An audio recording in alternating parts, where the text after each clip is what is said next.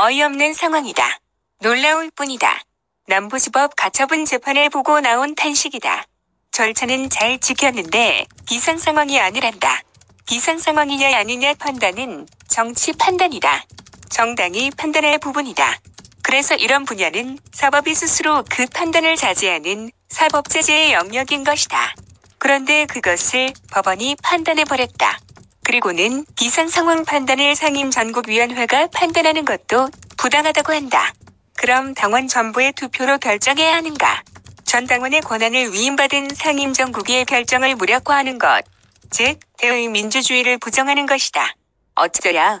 재판이 늦어지는 것을 보고 불길하다고 생각했는데 이런 황당한 재판의 결과가 나왔다.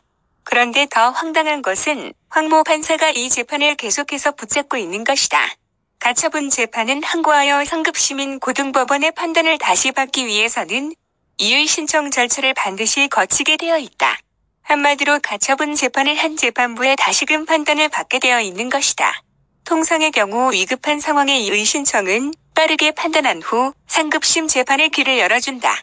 그런데 황모 판사는 이의 신청 신문 기일을 추석 이후 14일로 정했으니 이의 신청 재판도 꽤 오래 지연시키겠다는 의도로 밖에 보이지 않는다. 결국 우리 법 연구회냐 아니냐가 중요한 것이 아니라 김명수 대법원장 체제하에 주요 형사 신청재판장을 대법원장 코드와 맞는 판사들이 차지하고 있다는 세간의 의심을 확신으로 바꾸게 하는 대목이다.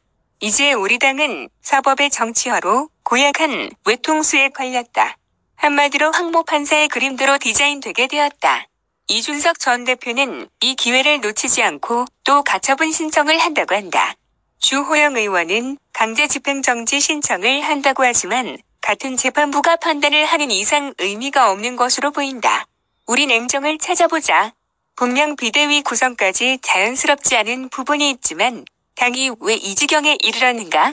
지금 대통령은 바뀌었지만 정권 교체는 안 되었다.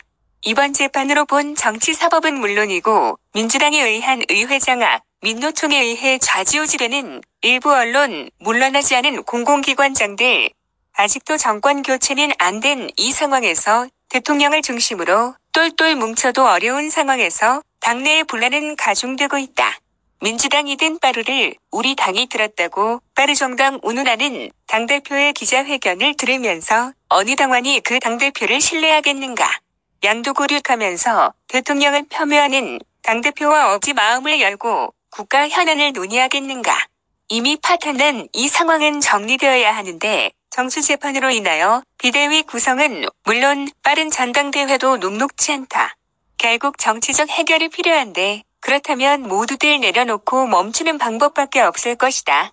그것이 국민에 대한 예의일 것이다.